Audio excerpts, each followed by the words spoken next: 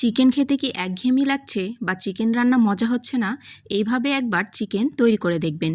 খেতে হবে দুর্দান্ত, আর বাসার সবাই খেয়ে করবে অনেক বেশি প্রশংসা। চিকেনের এই রেসিপিটি থাকছে খুবই সহজভাবে।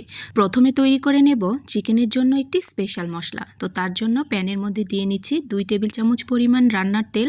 এরপর এর সাথে দিয়ে নিয়েছি 1/4 কাপ পরিমাণ পেঁয়াজ কুচি। একটু হালকা নাড়াচাড়া করে এর মধ্যে দিয়ে নিচ্ছি কিছু গোটা গরম মশলা।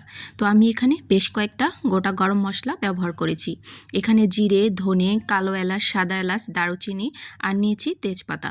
তো সবগুলো আরও একটু ভেজে নেব। এরপর দিয়ে নিচ্ছি 4টার মতো কাঁচামরিচ আর একটা বড় সাইজের টমেটো কুচি এখানে আমি দিয়ে নিয়েছি। এখন নাড়াচাড়া করে নিচ্ছি প্রায় 2 মিনিটের মতো। চুলার জালটাকে মিডিয়ামে রেখে এগুলোকে ভেজে নিতে হবে। অবশ্যই এগুলোকে পোড়া পোড়া করে ভাজা যাবে না, হালকা একটু নরম হয়ে এলেই এগুলোকে প্যান থেকে নামিয়ে নিতে হবে। তো ভাজা হয়ে গেছে, এখন আমি এগুলোকে উঠিয়ে নিচ্ছি। এগুলোকে উঠিয়ে আমি ভালো মতো করে একটা ব্লেন্ডার জারে দিয়ে একদমই মিহি একটা পেস্ট বানিয়ে নেব। তো এখন আমি প্যানের মধ্যে আরও কিছুটা তেল দিয়ে নিয়েছি। এখন যে চিকেনটা কেটে ধুয়ে রেখেছি এটা আমি তেলের মধ্যে দিয়ে নেব। চিকেনটাকে প্রায় 2 মিনিটের মতো গরম তেলে একটু হাই হিটে এপাশ ওপাশ উল্টিয়ে ভেজে নিয়েছি। তো এটা অনেক বেশি ভাজা যাবে না, হালকা 2 মিনিটের মতো ভেজে এটাকে নামিয়ে নিতে হবে।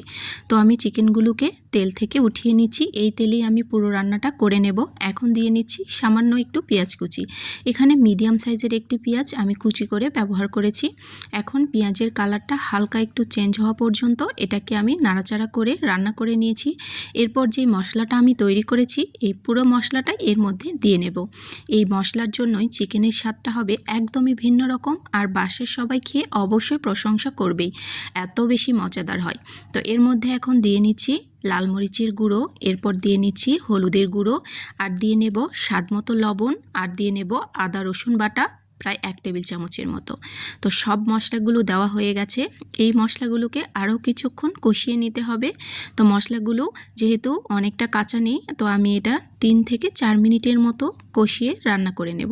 তো দেখুন মশলা কষানো হয়ে গেছে। ভেজে রাখা চিকেনগুলোকেও এর মধ্যে দিয়ে নিয়েছি। চিকেনগুলোকে ভালো করে মশলার সাথে মিলিয়ে নিয়েছি।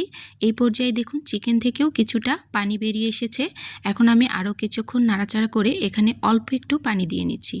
এরপর ঢাকনা দিয়ে দেব প্রায় 10 মিনিটের মতো। এই 10 মিনিটের মধ্যেই চিকেনটা পুরোপুরি সেদ্ধ হয়ে যাবে।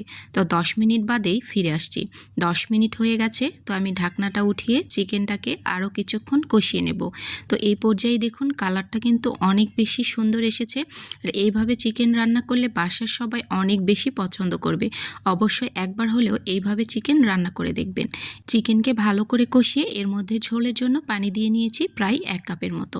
অবশ্যই গরম পানিটা দেওয়ার চেষ্টা করবেন, তাহলে চিকেনের স্বাদটা একদম ঠিকঠাক থাকবে।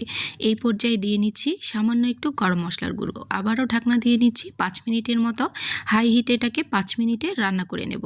তো 5 মিনিট বাদে ফিরে এসেছি। চিকেন একদম রেডি, তৈরি হয়ে গেছে দুর্দান্ত স্বাদের মজাদার এই চিকেনের রেসিপি। তো দেখুন আমি টমেটো দিয়ে পরিবেশন করেছি। আপনারা চাইলে এটার নাম দিতে পারেন টমেটো চিকেন। তো আজকের রেসিপিটি আপনাদের কাছে কেমন লেগেছে? যদি ভালো লেগে থাকে অবশ্যই লাইক, কমেন্ট এবং শেয়ার করে দিয়ে যেতে ভুলবেন না।